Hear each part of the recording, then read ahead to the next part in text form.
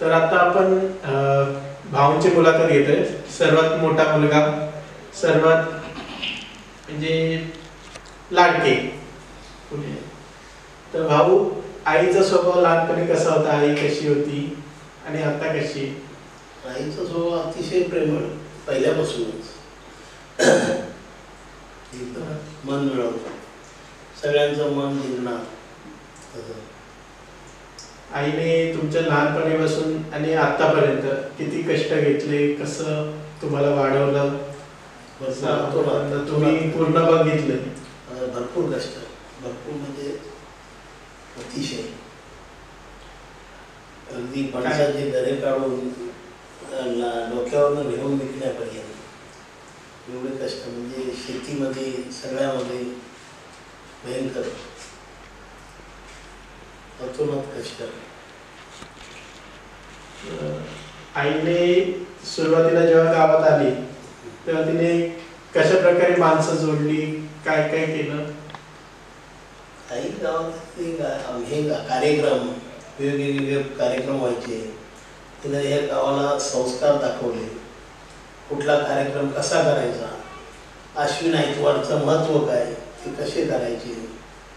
सकाळी पहाटे उठून नदीवर जाणे, आंघोळ करून येणे, तिथे रांगोळी घालणे आणि तुळशीला येऊन पाणी घालून पूजा करणे.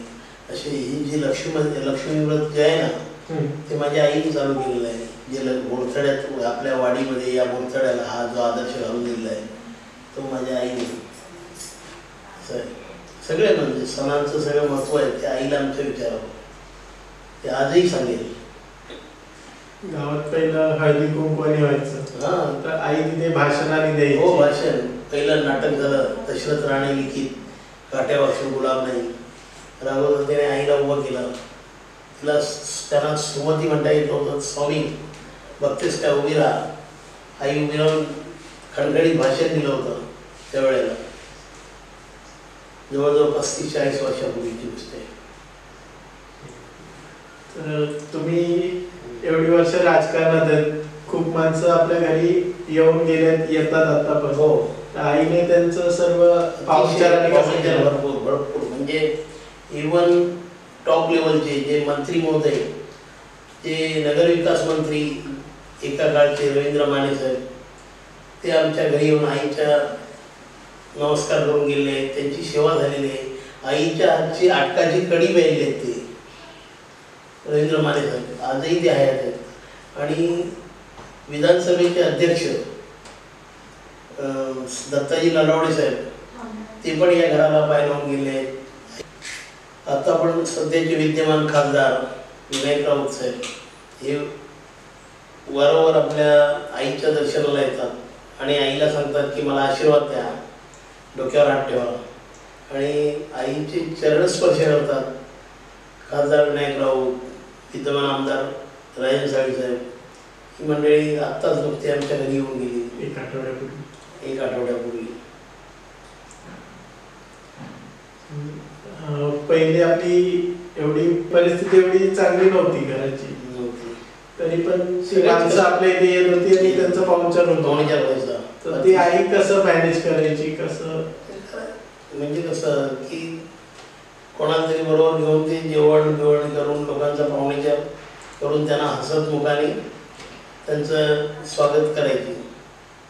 आईने आता पण जे जे केलंय, गावातली माणसं तिला आवर्जून भेटायला येतात. ती इकडे आली की लांजत राहून, तर आईने ते कसं कमावलं, त्याच्या मागचं त्या स्वभावाने तिने सगळ्या लोकांना मंत्रमुक्त केला.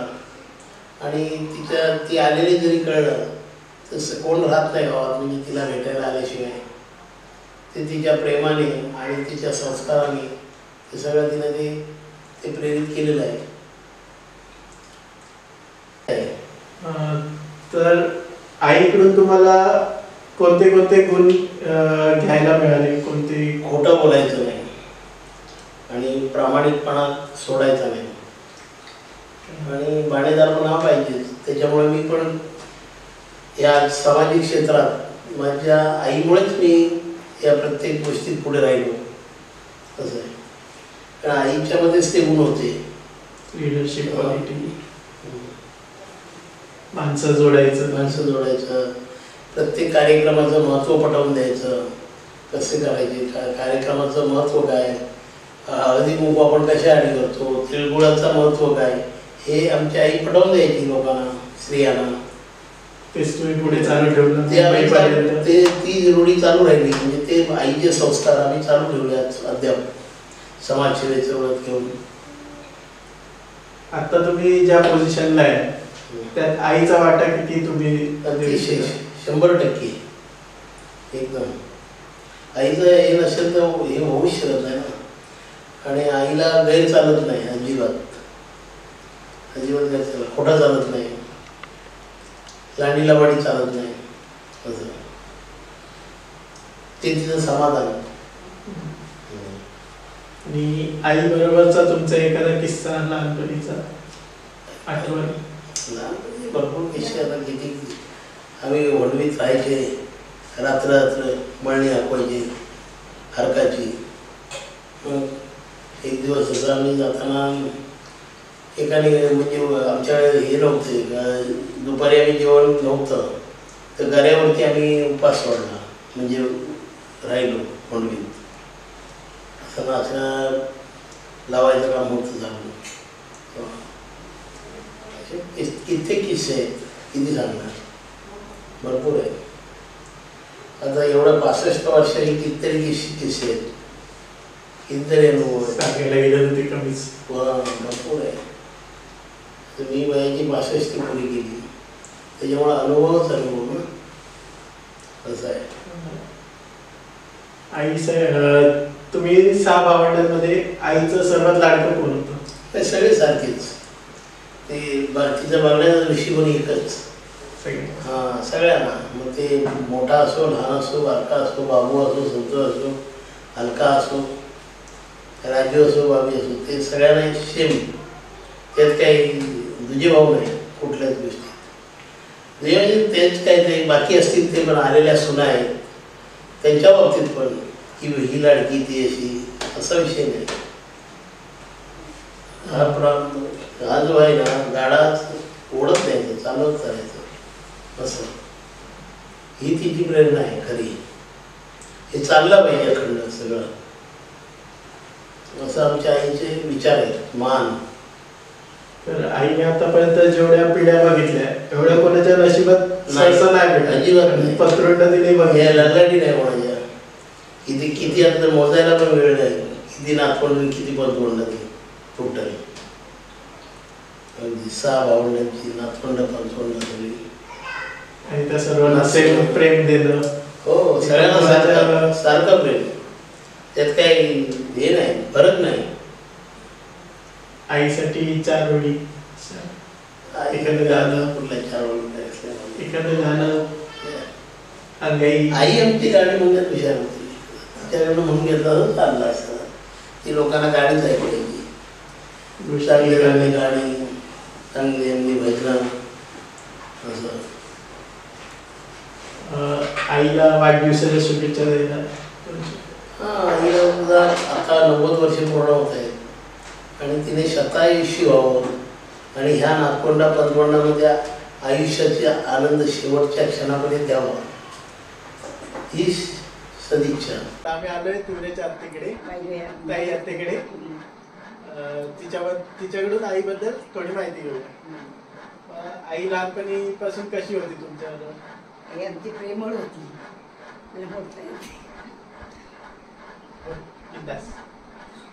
आईने कधी आम्हाला असं वाईट एखाद्या शिवीने तर काय कधीच दिली नाही. तिनं मला कधीच शिकवलं नाही. कधी आमच्याबद्दल वाईट कधी बोलली नाही. कधी कधी कोणालाच नाही दुखवलं दिलं. सगळ्यांबरोबर चांगली राहायची. आणि अखंड गाव जोडून ठेवला. कोणाला तेव्हा कोण शिकलेलं नव्हतं. तेव्हा माझी आई आली गावात आणि सगळ्या गावातल्या लोकांना काय काय माहिती दिलं. आणि कोणाची पत्र वगैरे कोणाची आली तर ती त्यांना वाचून द्यायची, परत लिहून द्यायची. अशी माझी आई एकदम प्रेमळ होती. गावातल्या लोकांना सगळ्यांना जोडून ठेवायची. सुशिक्षित प्रथमच माझी आई आली. बोरच्या गावात शिकलेली, तेव्हा कोणच बाई अशी एखादी शिकलेली आलेलीच नाही, पहिल्यांदाच माझी आई गेली. तिने कसं लहानपणी म्हणजे लहान कसं वाढवलं? लहानपणापासून खूप कष्ट करून वाढवलं आम्हाला. तेव्हा बाबांची एवढी ऐपत नव्हती कमायची, पण त्यातूनच तिनं कष्टानं जमवलं सगळं आणि मग आम्हाला लहानाचं मोठं केलं. सगळं काय व्यवस्थित आमचं करून आम्हाला घरदारं व्यवस्थित बघून दिली. म्हणजे सगळ्यांचं चांगलं आहे व्यवस्थित. कसं कामाने करत शेतात गोड बोलून आमच्याशी कामं करून घ्यायची, गाणी वगैरे म्हणून आम्ही कामं करायचो एकामेकाला काय काय सांगून. असे आनंदात आम्ही कामं गोष्टी वगैरे सांगून कामं करायचो मजेत.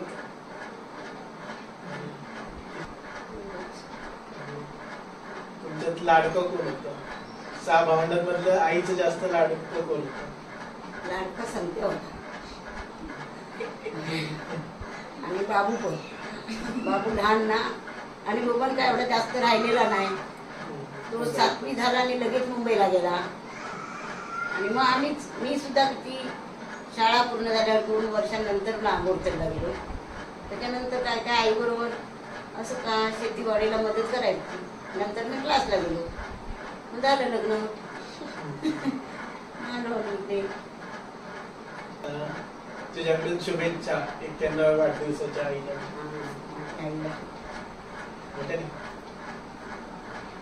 इथे बघून बोल. आईला माझ्या खूप खूप शुभेच्छा. आईने आमचे कष्ट भरपूर केले. ओके. आमचा कापा फणस होता, रात्रीचे घरी फणस आणून 3 दिवस ते घरी काढून सकाळी राज्यात चालत जायची मध्ये. खूप खूप कष्ट केले माझ्या आई. गप रडू आईसाठी आईसाठी एक गाणं म्हणशील? एक आवाज कडवं. नाही. एक कडवं जे जसं येईल तसं नाही, जसं येईल तसं जे तुझ्या आवडीचं होतं तेव्हाच. अगं आवाजच फुटत नाही आता माझा. बोलतोय एक वाक्य बोल, चल एक वाक्य आईसाठी. मला आठवत पण नाही मला. कविता, गाणं, हा काहीतरी. लिंबोणीच्या झाडामागे चंद्र झोपला ग बाई. लिंबोणीच्या झाडामागे चंद्र झोपला ग बाई. गाय झोपली गोठ्यात घरट्यात चिवदाई. गाय झोपली गोठ्यात घरट्यात चिवदाई. परसात वेलीवर झुलते गदाई झोई. परसात वेलीवर झुलते गदाई झोई. मिठ पापण्या डोळ्यांच्या हो, मिठ पापण्या डोळ्यांच्या गाते तुला मी अंगाई. गाते तुला मी अंगाई. लिंबोणीच्या झाडामागे चंद्र झोपला ग बाई. चंद्र झोपला ग बाई. तर आता आपण आलोय लांजाला माई आत्तेची भेट घ्यायला. तिच्याकडून थोडं आईबद्दल 4 शब्द जाणून घेऊया. तर आई लहानपणी कशी होती तुमच्या? म्हणजे आई लहानपणी म्हणजे अशी आई आमची पहिल्यापासूनच अशी प्रेमळच आहे. आणि लहानपणी कसं म्हणजे आणखीन म्हणजे कष्टाळू पण होती. पहिलं एक तर तिला म्हणजे शहरातल्या याच्यामुळे तिला काय तेवढं माहिती नसतानाही तिने म्हणजे गावात आपलं गाव बोरतडे म्हणजे एकदम खेडेगाव आणि तिने तिथे म्हणजे शेती करायला सुरुवात केली आमच्या आजीबरोबर. लांजाला काय तिने केलं नव्हतं पण तिकडे जाऊन तिने शेतीला सुरुवात केली. आणखी त्यामध्ये तेवढं शेतीमध्ये पण तेवढं भागायचं नाही. आम्ही 5-6 भावंड असल्यामुळे मग ती आंब्या फणसाचे दिवस आले की आंबे विकायची लांजाच्या बाजारात नेऊन. इकडे गरे कापे गऱ्याचं झाड होतं मग ते कापे गरे विकायची. तांदूळ रेशेंचे अन्न म्हणजे असं ते हे करायचे, कष्ट करायचे भरपूर. त्यातून तुमचं शिक्षणाचं आणि हे कसं शिक्षण केलं? हा शिक्षण नंतर मग आम्ही एक एक मोठे होत गेलो तसे एक एक मामाकडे, अशी 4 जण आम्ही मामांच्या इकडे शिकलो. पुढचं शिक्षण झालं 5वी नंतर दोघांचं झालं, 6वी नंतर आमचं दोघांचं झालं. ताई पहिल्यापासूनच तिकडे, मी जन्मले आणि ताई मग तिकडे मामांच्याकडेच होती. आईचा पहिल्याचा स्वभाव आणि आताच्या स्वभावात काय फरक झाला असं काय जाणवलं? या पहिली जशी होती तशीच आता हा पण? पहिली होती तशीच ते आता पण आहे. असं तिने माणसं अशी म्हणजे जोडून ठेवली. कधी म्हणजे असे कोणाचे भांडण वगैरे असं आईचं कधी आम्ही बघितलं नाही. सर्वांना अशी जोडून ठेवली. शेतात काम करत असताना पण म्हणजे जे गुरं राखायला यायचे ते आईला मदतीला यायचे. तेव्हा गुरं घेऊन असे जांगली व्हायचे ते यायचेत ना, मग ते गुरं फिरवून फिरवून अशी आईला अशा नाचण्या लावायला मदत करायची. आणि आईने तेव्हा काय काय प्रोग्राम असायचे, माणसं जमा करायचं हे केलं ते कसं? हे पहिले आईने आश्विन महिन्यात दर रविवारी सकाळी सगळ्यांना घेऊन, सगळ्या बायकांना मुलांना घेऊन नदीवर जायचे आंघोळीला. म्हणजे काळोखातून अगदी दिवस उगवण्यापूर्वी नदीवरून आंघोळ करून आम्ही यायची. आई सर्व आणि वाडीतल्या सर्वांना म्हणजे सांगेल ते सगळे ऐकायचे आईचं. मग त्या अश्विनी रविवारी आम्ही नदीवर जायचे आंघोळ करायला. नंतर मग कोजागरी पौर्णिमेला असं म्हणजे काहीतरी बनवणं, सगळ्यांनी पैसे काढायचे, दूध आणायचं, ते चंद्राला दूध दाखवायचं. नंतर मग काहीतरी एक वस्तू बनवायचं घरी, असं ते करायचं. हळदी कुंकू जेव्हा गावात पहिल्यांदाच नाटक झालं तेव्हा हळदी कुंकू करायला कोणाला सांगितलं तर कोण बायकावर तयार होत नव्हत्या, किंवा शाळेतल्या बाईनं सांगितलं, बाई पण तयार नाहीत. मग ते मुरलेचे आजोबा गोपाळ त्यांचे वडील त्याने आईचं नाव घेतलं आणि आईला सांगितलं सोमवारी बघते काय उठ म्हणून, की सोमावती बघते काय उठ आणि 4 शब्द सांग. मग त्यावेळेला आईने भाषण केलं आणि तिथपासून मग शाळेत कार्यक्रम असू दे, गावातल्या कार्यक्रमाला आई भाषण करायची. अगदी बाबा असेपर्यंत तिने देवळात कशा गावच्या कार्यक्रमाला भाषण केलं. लोकांना आई बरोबरचा एक खरा किस्सा, एक आठवण.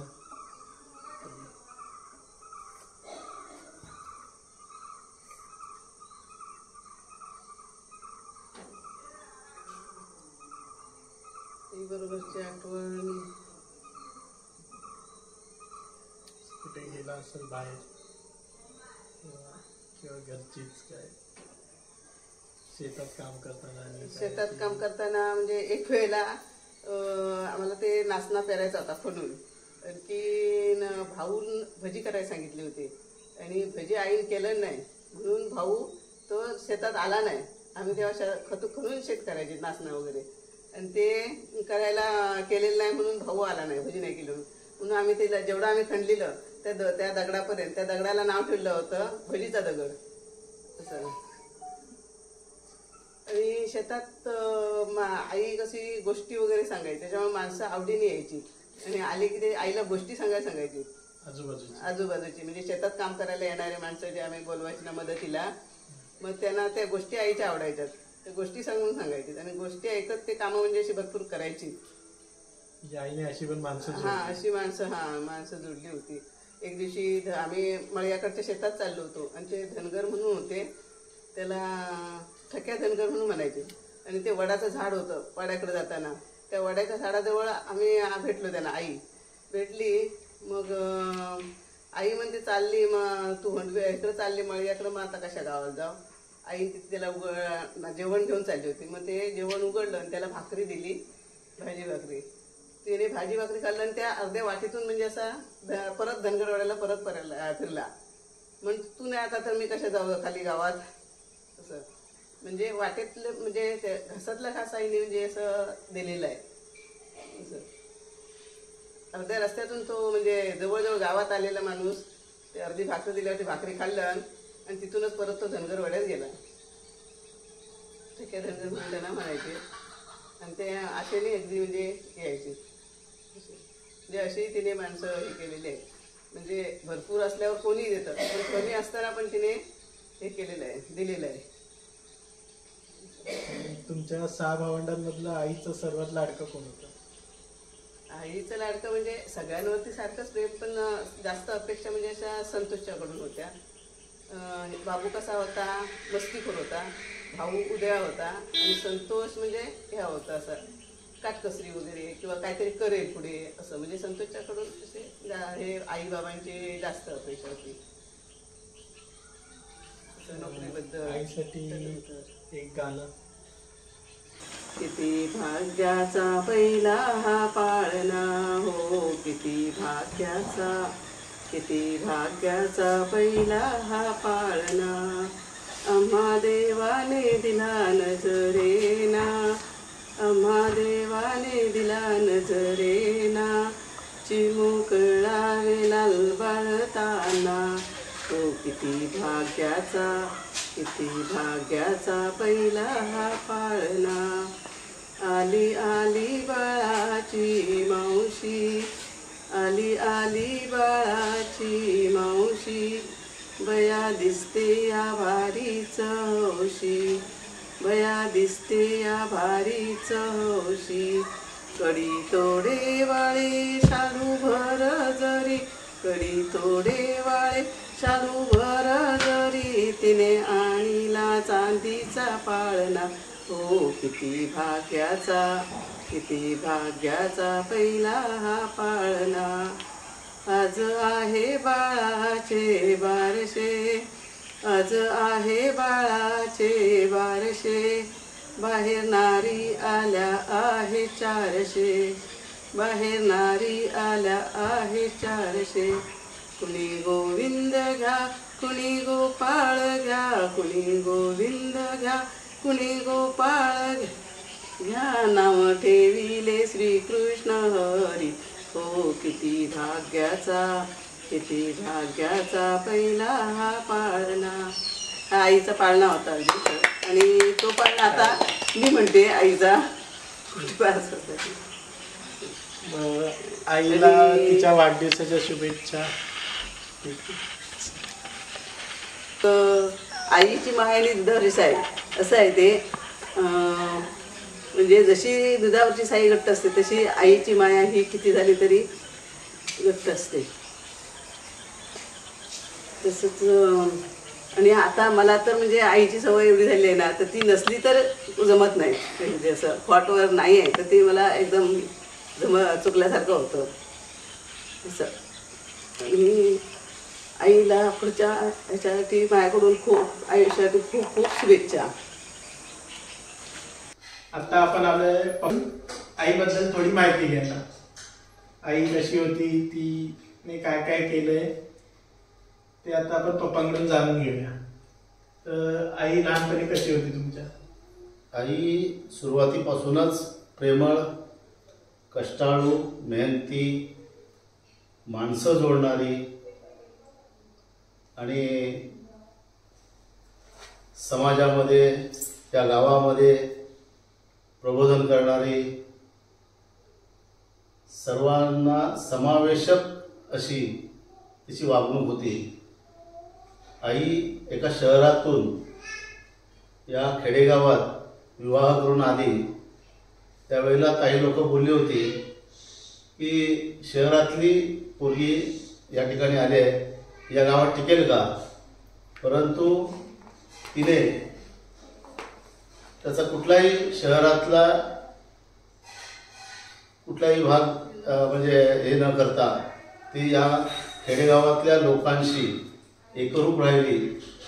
त्याचप्रमाणे आम्हा 6 भावंडांना जन्म देऊन त्यांचं पालनपोषण तिने स्वतः काबाड कष्ट करून आम्हाला शिकवलं, आम्हाला वाढवलं. अक्षरशः त्यावेळेला अत्यंत गरीब परिस्थितीतून आम्ही जात होतो आणि त्यावेळेला तिने आंबे, फणसाचे गरे डोक्यावरून लांजाला चालत नेऊन ते विकले आणि आपल्या मुलांचा उदरनिर्वाह केला. आणि आईने कशा प्रकारे माणसं जोडली गावात सुशिक्षित अशी आत्याने सांगितलं की आईच होती त्या टायमाला, त्यावेळेला. हो, आई जुनी 7वी पास, म्हणजे 90 वर्षापूर्वी. आज तिचे 90 वर्ष पूर्ण होत आहेत. आणि एका शहरामध्ये 7वी पास झालेली मुलगी, वडिलांचं शिक्षण जेमतेम 4थी पास, तरी सुद्धा आई त्या विवाहाला तयार झाली, या गावात आली. गावातल्या लोकांना मुंबईवरून जरी पत्र आलं तरी ते वाचून दाखवायचं काम आईचंच असायचं. तार येऊ दे, पत्र येऊ दे, किंवा पत्र लिहायचं असू दे मुंबईच्या चाकरमान्यांना, तर ते काम आईकडे असायचं. या एक निमित्तामुळे सर्व माणसं तिच्यावर जोडली गेली. आईला गोष्टी सांगायची आवड होती. शेतात जरी काम करायचं असलं तरी गोष्टी ऐकण्यासाठी धनगरवाडा, वनगुळे, इकडचे गुरं सांभाळणारे गुराखी त्या ठिकाणी गोष्टी ऐकायचे आणि आईला मदत पण करायचे शेतीच्या कामासाठी. आईने खूप माणसं जोडली. आईने आमच्या माहितीत आतापर्यंत कुणाशीही भांडण तंटा केलेला नाही, कुणालाही शिवीगाळ कधी केलेली नाही. प्रत्येकाशी मन मिळावं स्वभाव असल्यामुळे प्रत्येकाशी त्या आई सौजन्यानेच वागली. त्यामुळे हा गावातला जो समाज आहे तो जोडला गेला तिच्याशी. आई बरोबरची तुमची एक छोटीशी आठवण, एखादा किस्सा. आई बरोबरची आठवण म्हणजे जेव्हा शेतात काम करायचं, आम्ही सुद्धा शाळेत असताना, मी 6वी पर्यंत होतो या ठिकाणी. तोपर्यंत कुठलंही काम करायचं असेल तर त्याचा जास्त भाग आई उचलायची. मुलांना कष्ट पडणार नाहीत याची जास्त दक्षता घ्यायची. आईबरोबर आम्हीही मेहनत केली. मीही आंबे, फणसाचे गरे डोक्यावर घेऊन आईबरोबर लांजापर्यंत गेलो. लहानपणी आईबरोबर भरपूर किस्से झाले. त्यापैकी एक सांगतो की आम्ही वणवीमध्ये शेती करायची. अगदी कुदळे खतून शेती करायची. आणि असंच एकदा कुदळ्याने खोदत असताना कोणीतरी माझी मस्करी केली. लहानपणी माझी मस्करी केली की मला खूप भयंकर चिड यायची, राग यायचा. आणि त्या रागामध्ये कुदळा भिरकवून फेकला आणि तो मटका फुटला. पाण्याने भरलेला मटका फुटला. आम्हाला 5 ते 6 तास पाण्याशिवाय राहायला लागला.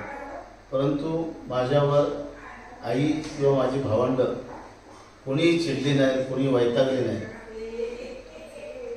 प्रत्येकाला तहान लागत होती, परंतु आपली थुंकी घेऊन ती तहान भागवत होते. परंतु आईसुद्धा एका शब्दाने माझ्यावर रागवलेली नाही. हा एक लहानपणीचा किस्सा आहे. तर तुम्ही आता 6 भावंड होते, तर कधी तुम्हाला वाटलं कोणाला कमी कोणाला जास्त असं हे घेतलं? नाही, सगळ्यांना प्रत्येकाला समान वागणूक होती. कुठचाही त्यावेळेला मिठाईचा पुडा जरी आला तरी प्रत्येकाच्या जेवढी माणसं असतील, आम्ही मुलं होतो, तेवढे कागद मांडले जायचे. त्याच्यावर प्रत्येकाची मिठाई ठेवून त्याने प्रत्येकाने आपली आपली तो कागद उचलायचा मिठाईचा. कोणाला कमी नाही, कोणाला जास्त नाही, प्रत्येकाला समान वागणूक. आईच्या दृष्टीने माझी सगळी मुलं माझ्यासाठी समान आहेत, सारखीच आहेत. कोणावर जास्त प्रेम, कोणावर कमी प्रेम असं तिने केलंच नाही कधी.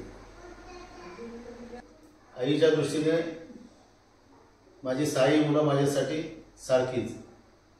आणि विशेष म्हणजे आजही तिची इच्छा आहे की माझी 6 मुलांचं देवाकडे जरी मागणं मागायचं झालं तरी माझ्या 6 मुलांचं एकमत करून कायम त्यांना त्याच्या पाठीशी राहा. आणि जसा एखादा फळाचा, द्राक्षाचा घड असतो तशीच माझी मुलं, माझी नातवंड, माझी पतरुंड अशीच वर्षानुवर्ष एकत्र राहिली पाहिजेत, ही तिची महत्त्वाची इच्छा आहे.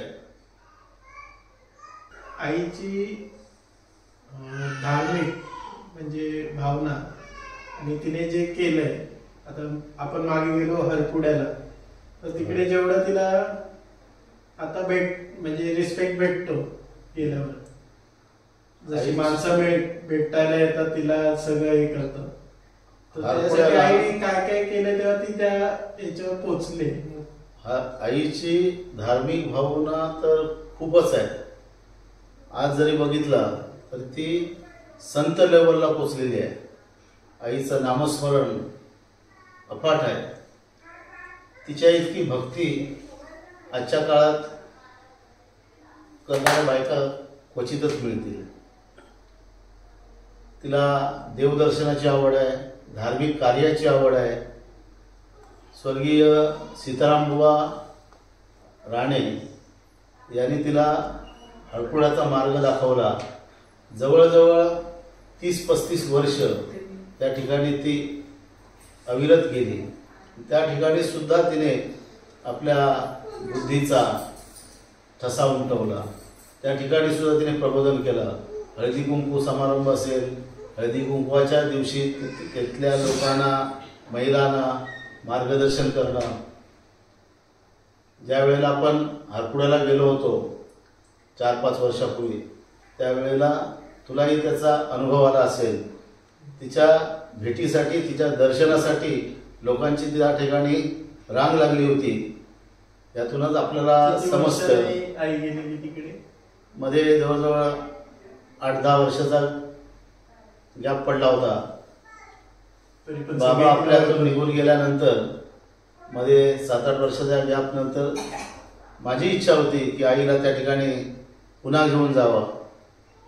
म्हणून आपण त्या ठिकाणी गेल्यानंतर तिची लोकप्रियता काय आहे ती त्या ठिकाणी आपल्याला बघायला मिळाली.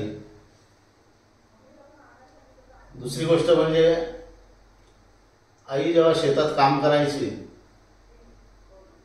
आणि मध्ये जेवायला थांबलो, एक कार्तिक महिना आला की लोक पंढरपूरला जायचे. तेव्हा तिची इच्छा असायची की मला कोण नेणार पंढरपूरला. त्यावेळेला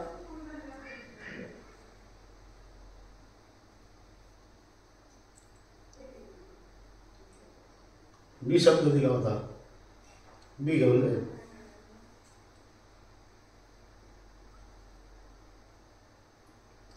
परिस्थिती बेताची असल्यामुळे बरेच वर्ष ते शक्य होत होतं.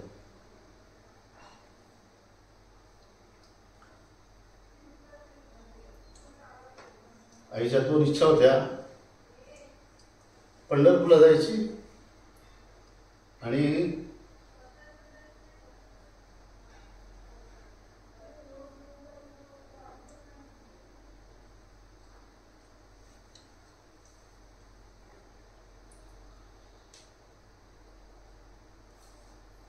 माझा एकतरी मुलगा सरकारी नोकरीत असावा. त्या आठवणीने आता मला जरा भरून आलाय.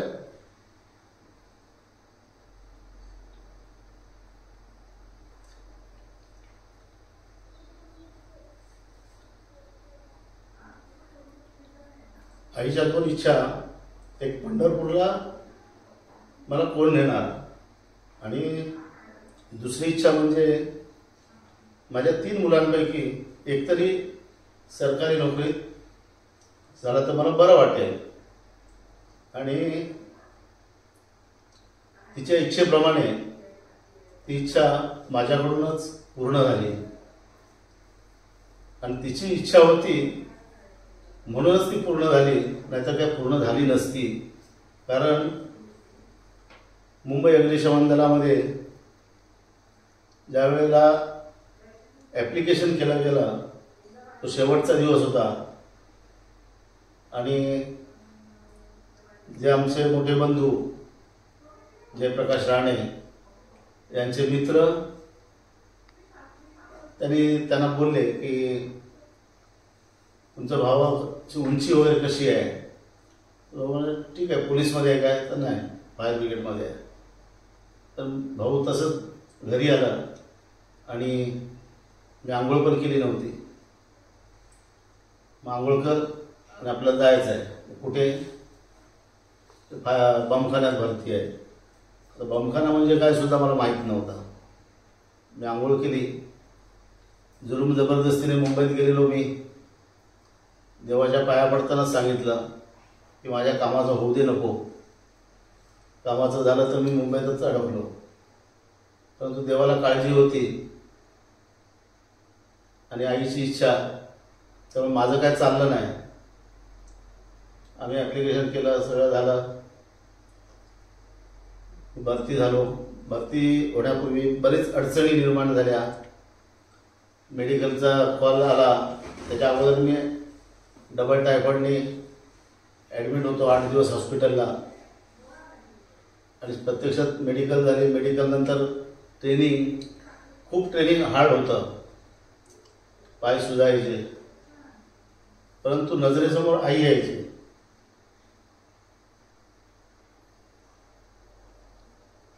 तिची इच्छा आहे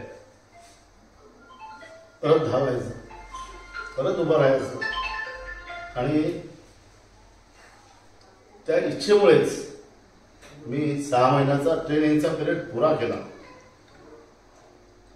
आणि मग माझ्या लक्षात आलं की आईची अजून एक इच्छा आहे, पंढरपूरला जायची. मग गावी आलो. आई बाबा यांना घेऊन मी पंढरपूरला गेलो. दर्शन घेतलं. दर्शन घेतलं, सर्व झालं. 2 दिवसांनी पुन्हा गावी आलो. गंगापूजन वगैरे घातलं. तेव्हा मलाही समाधान वाटलं. ज्या आईच्या 2 इच्छा होत्या की मला पंढरपूरला कोण घेऊन जाईल, तेव्हा मी साधारण 10-12 वर्षाचा असेल त्यावेळेला मी शब्द दिला होता की तुला पंढरपूरला मी घेऊन जाईल. माझ्याकडून तीही तिची इच्छा पूर्ण झाली आणि सरकारी नोकरीची पण तिची इच्छा माझ्याकडून तिच्या आशीर्वादामुळेच ती पूर्ण झाली. हे मी विसरून चालणार नाही.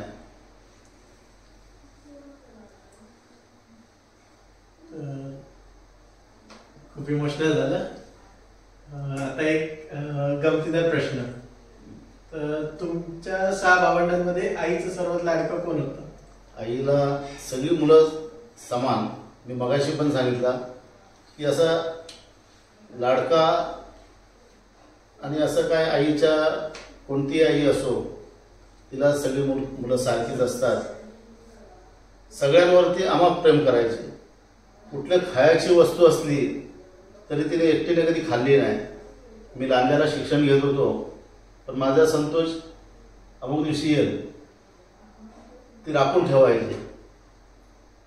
मी म्हणायचा आई काय कॅन्शिलेलं आहे काय, आणि ते खराब झालं तर टाकून देईल पण ती खायची नाही. एवढं माझ्यावर तिचा प्रेम होतं. प्रत्येक भावंडांवर होतं, तसंच माझ्यावरही होतं. आई जवळजवळ वयाच्या 80 वर्षापर्यंत कधीही आजारी पडलेली नाही.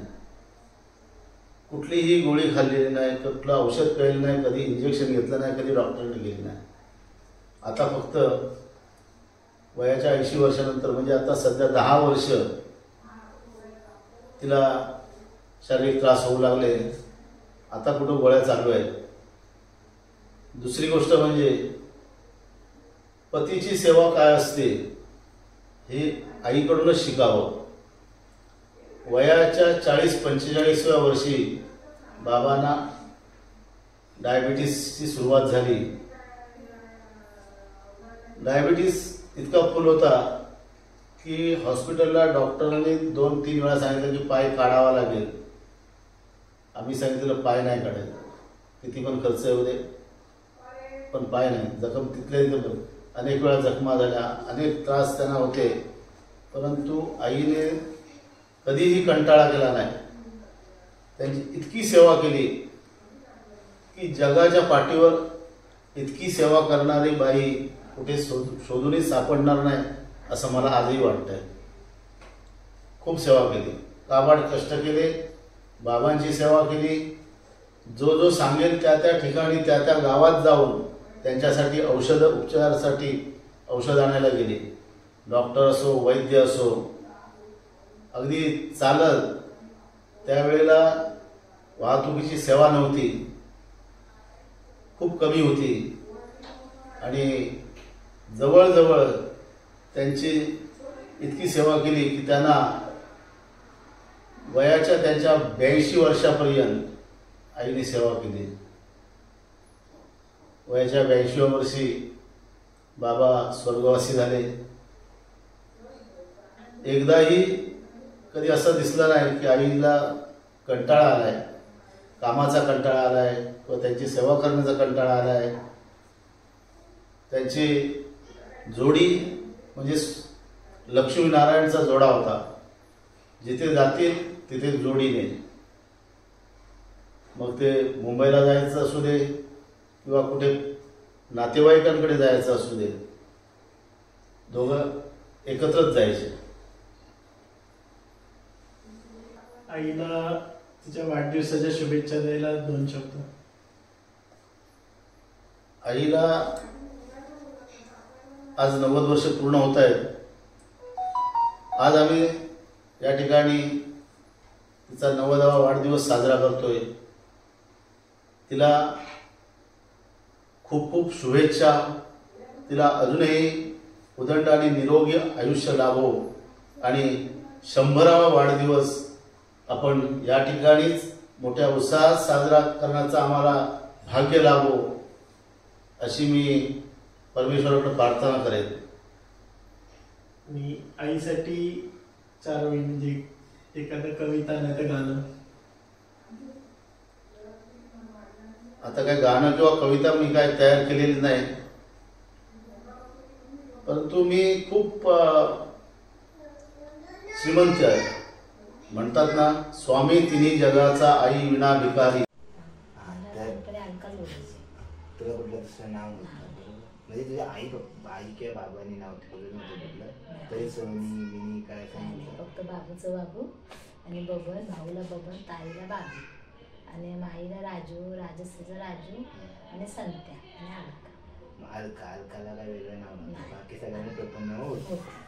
अच्छा, आणि आता ठीक आहे तुमचं. आता मी आता आपण काय करतो, कशासाठी करतो व्हिडिओ म्हणजे आपण आपल्या आईला सांगायचं, आपल्या आईच्याबद्दल सांगायचं, त्या गोष्टी आपल्याला आठवड्याच्या म्हणायचं कसं आहे ते प्रयत्न करतो. बरोबर. मग आता ते विचारलं, पहिला प्रश्न असा म्हणजे आहे माझा की तुमचं सगळ्यांचं मिळून बालपणीचं ते दिवस कसे होते? बालपणीचे दिवस म्हणजे मोठी माझी भावंड आहेत ना, त्यांना थोडे कष्ट सहन करायला लागले. आईने खूप त्यांच्यासाठी म्हणजे कष्ट केले. ते करून सगळं त्या मुलांना खाऊ घातलं. त्या बाबा कमावणारे होते, एवढे काही पैसे पाठवत नव्हते, पण आई खूप कष्ट करायची. आणि त्याच्यानंतर कशी बाबूने मी लहान होतो, त्याच्यानंतर की भाऊ आमचा कामाला आला मुंबईला. मग थोडेफार आम्हाला एवढं नाही जाणवलं बाबूला आणि मला, पण बाकीच्यांना जरा कष्ट सहन करायला लागले. असं तुम्हाला जेवढं जाणवलं नाही. आम्ही कसं आम्ही दोघं लहान होतो ना, ह्या चौघांना आम्हाला जरा खूपच त्यांना कष्ट सहन करायला लागले. ज्या प्रकारे तू आम्हाला संस्कार दिले बरोबर तू, त्या प्रकारे तुम्हाला पण ते संस्कार दिसतात. कसे संस्कार केले, का तुम्हाला एवढे म्हणजे तुम्हाला एवढं चांगलं म्हणजे काय केलं, काय तुम्हाला सांगितलं होते का? मार्गदर्शन कसं? आईने खूप संस्कार दिले आम्हाला. कारण का सगळ्यांशी प्रेमाने वागायचं, कोणी हाक मारला तर सगळ्यांना ओ म्हणायचं, हाक द्यायचा आणि कोणाला उलट बोलायचं नाही. घरी जेव्हा कसा नमस्कार करायचा हे सुद्धा आम्हाला आईने कसं शिकवलं. असा नमस्कार नाही करायचा, असा नाही नमस्कार करायचा, असा नमस्कार करायचा. हे सगळं आईने आम्हाला शिकवलं. तसं तुम्हाला मी शिकवते, सांगते. आईने संस्कार दिले म्हणून मी तुम्हाला संस्कार दिले. म्हणून आता तुम्ही त्याचा फायदा तर आम्हाला झाला आणि आम्ही शिकवल्याचा फायदा तुम्हाला झाला. असं. आणि आईला काय माहिती, गुरुवारची पूजा करायला खूप आवडायची. आता मार्गशीर्ष महिना आहे, मार्गशीर्ष महिना आम्ही वाट बघायचो केव्हा मार्गशीर्ष महिना येतोय. कारण का एक आम्हाला मोठा सण वाटायला जातो, काहीतरी कार्यक्रम, मोठा कार्यक्रम यायचा. कारण का सगळे वाडीतल्या 2 वाडीतली लोक वाट बघत राहायची. कारण का मार्गशीर्ष महिना कधी येतोय, सुमती काकू कधी पूजा करते. हा आई सुमती, गुरुवारी एवढ्या पुरणपोळ्या करायच्या आई. एवढ्या पुरणपोळ्या करायच्या, सगळ्यांना जेवायला बोलवायची, सगळी लोक आवडीने जेवायला, महाप्रसाद म्हणून सगळी लोक जेवायची खूपच. मग आई एक लक्ष्मी सगळी आरती वगैरे झाली, मग आई एक आम्हाला प्रार्थना म्हणायची. ती प्रार्थना आता मी शेवटपर्यंत म्हणते. ती प्रार्थना मी आईची तुला बोलून दाखवते. ए देवी लक्ष्मी माते, अशी येत जा, नांदत जा, मुला लेकरांना सुखी ठेव, आम्हाला सौभाग्य दे, मुलांना आयुष्य दे, दान धर्माची बुद्धी दे, तुझी पूजा करून घे, सोन्या चांदीचा प्रकाश पडू दे, गाई गोटा भरून जाऊ दे, तेला तुपाचा दिवा तुला दिसू दे, तुझे बोल आम्ही ऐकावे, आमचे बोल तू मानावे, हीच आमची प्रार्थना. ही प्रार्थना आईने देवी समोर बसून बोलायची, आम्ही पाठवून बोलायचो. ही माझं लग्न झाल्यानंतर पण ही मी लक्ष्मीची पूजा करताना शेवटप्रथम ही प्रार्थना बोलते. तुमच्यासाठी पुंजी आहे. ओके, जी तू आता पुढे जाऊन दिदी म्हणेल, पुढे जाऊन प्राची म्हणेल. मग ती आता एवढ्या वर्ष लग्नाला आता माझ्या वर्ष झाली, आईचे म्हणजे प्रार्थना पुढे पुढे चालवत गेली. कारण का खूपच आमच्या आईने सगळे कार्यक्रम आहेत ना, हे फुड्यांचे आपल्या पाळणे किंवा आपल्या लग्नाची गाणी किंवा ह्या आरती गोष्टी बिष्टी ह्या आईला खूप आवड. आम्हाला काम करत असताना पण ती गोष्टी सांगायची, मुकाणे गोष्टी सांगायची. आम्ही शेतीच्या कामाला गेलो, मग हे करा, मग संध्याकाळी तुम्हाला भजी करून देतो, ते करा, हा हे काम करा, मग तुम्हाला भजी करून देतो. सगळं आई आमची छान करायची, भजी पुरणपोळ्या वगैरे. ज्या पद्धतीने तुला आईने संस्कार केले त्या पद्धतीने तू आमच्या आता तुम्हाला करते. जे आईने सांगितलं की आई करायची ना आम्हाला, तसं मी तुम्हाला करते. तू आम्हाला म्हणजे तुझ्या वागण्यामध्ये आम्हाला आजी दिसते, हे मला बोलायला काय हरकत नाही. आईला कशी गावामध्ये खूप लोक नाव असतात, जे आईने घडवले लोकांना ते आता आता पाठीमागे आठवण करतात. कारण सुमती काकूमुळे आम्ही एवढे घडलो. तिने लांजाला, आम्ही आता इथून इथे चालू शकत नाही, आम्ही रिक्षाची वाट बघतोय, पण आई आमची बोरथड्यातून की लांजापर्यंत चालत गेली, एवढ्यापर्यंत. आता कोण चालू शकतं का? एवढे तिने हाल सहन केले. आणि त्या आमच्या भावंडांसाठी, आम्ही 6 भावंड, त्या ठिकाणी आई म्हणूनच आम्हाला सांगितलं. 6 भावंडांमध्ये कोण लाडकं कोण होतं? सगळ्यांना प्रेम सारखंच होतं, पण भाई आहे ना, तर त्याची वाट बघत राहायची. भाईला एक घास खाल्ल्याशिवाय समाधान होत नव्हतं, आणि आईच पण समाधान होतं. संत्या माझा येईल आणि एक घास खाईल. आणि त्याला कसं कुठं लहानपणी आहे ना, मी शाळेतून जरी आले ना तरी पण चालत चालत शाळेपर्यंत यायची, अर्ध्या रस्त्यापर्यंत आली ना, नंतर मग आई मला दिसली की मी आईला उचलूनच घ्यायला लावायची. मग आई मला उचलून, पाय माझे जमिनीला लागायचे, तरी पण आईच्या कमरेवरूनच यायची, मोठी होती तरी पण बाबूला चालवत धरून आणायची आणि मला उचलून घेऊन यायची. आई म्हणते एवढं मोठं होईपर्यंत तुला मी उचलून घेते, कारण का पाय माझे लागायचे. अजून पण सांगते, हलका माझं चाललेलं नाही, कधी जमिनीला पाय नाही लावलेला, मी उचलूनच, म्हणजे पाय जमिनीला लागायचे आईच्या कमरेवर राहिली तर. आणि मी नाजूक होते ना जास्त, त्याच्यामुळं गडगडलं वगैरे ना तर आई मला जास्त काळजी घ्यायची माझी. कारण का म्हणायची गडगडतंय तुला बेकार आहे, कारण गडगडण्याला ती मला सांभाळायची जास्त. असं काळजी करण्यामध्ये काय आई कमी नव्हती, काळजी घ्यायची. सगळ्या आपण हे सगळं करतोय तर आपल्याला चांगलं म्हणजे बर्थडे विश करायचं आपल्याला, म्हणजे आपण 90वा वाढदिवस साजरा करतोय. तुझ्या परीने तिला हॅपी बर्थडे किंवा म्हणजे जे कुठल्याही पद्धतीने जर विश करायचं जर झालं तर कर. आई तुला वाढदिवसाच्या खूप खूप शुभेच्छा, आणि हे आयुष्य सुख समाधानाने जावं, भरभराटीचं जावं, आणि 100वी गाठावीच आमची इच्छा. अशीच नेहमी आनंदी राहा, ईश्वरचरणी प्रार्थना. आई तुमच्या लहानपणी कशी होती? आई छान, खूप प्रेमळ होती, लाड करायची काय? मस्त छान होती. तुम्हाला कधी तिने मारलंय किंवा? नाही, मारलं नाही, फक्त लाडच केले? लाड केले, भरपूर लाड केले. कसे म्हणजे काय करायची? काय तुम्हाला खायला द्यायची? खायला द्यायची ना, बनवून द्यायची, स्वतःच्या हाताने बनवायची. त्यावेळची तुमची परिस्थिती कशी होती? परिस्थिती बेताची होती, चांगली होती. मग त्यात आईने कसं हे केलं सर्व? आईने खूप मेहनत घेतली आमच्यासाठी, कष्ट केले, स्वतः कष्ट केले. तुम्ही तर शेती आणि करायचं का? शेती हाताने खोदून, कुदळाने खोदून शेती करायचं. आम्ही त्याच्याकडे बैल होते, आम्ही स्वतःचा कुदळ्याने खोदून आम्ही जमीन करून उकळ बेर सगळं आणि त्याने हे करायचं आम्ही. तेव्हा तुमचे बालपणीचे मित्र कसे होते? मित्रांना आईचे संबंध कसे? मित्र यायचे त्यांना चांगलं करायचं. कधी काय दिल्यानंतर आम्हाला वाटून वाटून आम्ही खायचो, मजा यायची. अश्विन रविवार आमच्या वाडीतली मुलं आमच्या घरी झोपायला यायची आणि गुळ वगैरे घेऊन आम्ही नदीवर जायचं. सकाळी 5 वाजता नैवेद्य दाखवायचा, तिथे आंघोळ करायचं थंड पाण्याने आणि तिथे असं मंदिर बनवलं छोटस, आरती बिरती करून नैवेद्य दाखवून तो आम्ही खायचं आणि मग घरी यायचं. मार्गशीर्ष महिन्यामध्ये आमच्या घरी आई गुरुवारचं व्रत करायची. भरपूर लोक यायचे. आमच्या घरापासून स्टार्ट झालं, आमच्या घरापासून सुरुवात झाली व्रत करायला.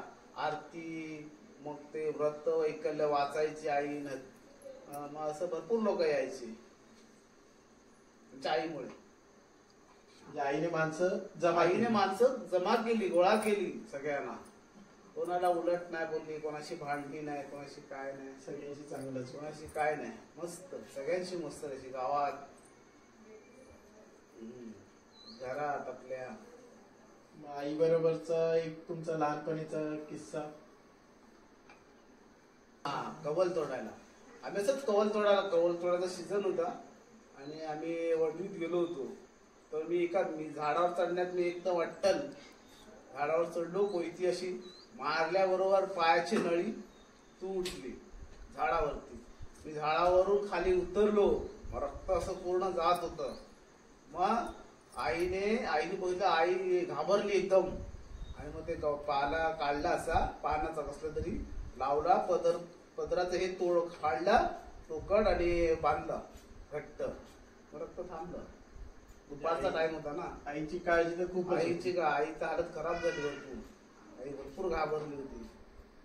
आई बरोबर काय आम्ही असंच जायचो लहान असताना हुंडवीत काम करण्यासाठी. जमीन आमची हुंडवीत भरपूर, नाचना करायला, वरी करायला. आमच्या एका शेतामध्ये भरपूर पिकं निघायची, भाजी, पालाभाजी, मुळा, सगळं म्हणजे सगळं मिक्स शेती. लोकांना लगेच ओळखायची, ही शेती कोणाची, तर ही सुमतीची शेती. शेवटचा प्रश्न, सर्व 6 भावंडांमध्ये सर्वात लाडकं कोण होतं? लाडकं मी, ऑफकोर्स. तर काका, आईचा आपण 91वा वाढदिवस करतोय, तर तुमच्याकडून शुभेच्छा. आईला शुभेच्छा म्हणजे काय, आईला खूप खूप शुभेच्छा वाढदिवसाच्या. हॅपी बर्थडे डार्लिंग माझी आई, खूप खूप शुभेच्छा वाढदिवसाच्या. 91व्या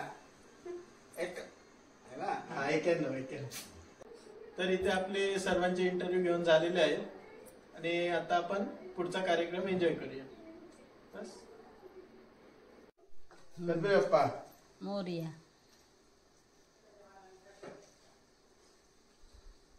आजी तुमच्या लहानपणी कशी होती?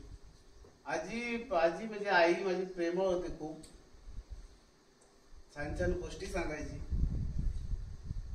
आम्हाला समजून घ्यायची.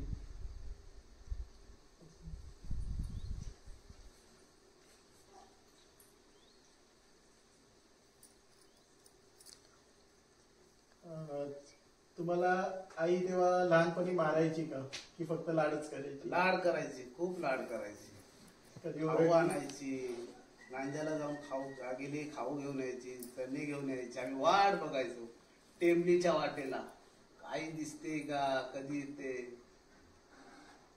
फक्त लाडच केले, कधी ओरडली पण नाही? नाही, ओरडलीच नाही कधी. त्यावेळेची तुमची परिस्थिती कशी होती? म्हणजे परिस्थिती खूप वाईट होती, खराब होती. पोटभर अन्न असायचं, आई कमी खायची, आम्हाला जास्त द्यायची. भाकरी, हरकाचा भात, नाचणीची भाकरी. तिने कसं सांभाळलं त्या परिस्थितीतून, म्हणजे कसं वर आणलं? खूप कष्ट केले आमच्यासाठी, भरपूर कष्ट केले, खूप कष्ट केले. चांगलं सांभाळा. कधी कशाची कमी पडली तेव्हा पडू दिली का कधी? म्हणजे काय कमी? नाही, कमी पडून दिलंच नाही कधी. तुमच्या बालपणी आईसोबतची एखादी अशी आठवण, एक किस्सा? असंच आम्ही एकदा कवल तोडण्यासाठी गेलो होतो वडवीत.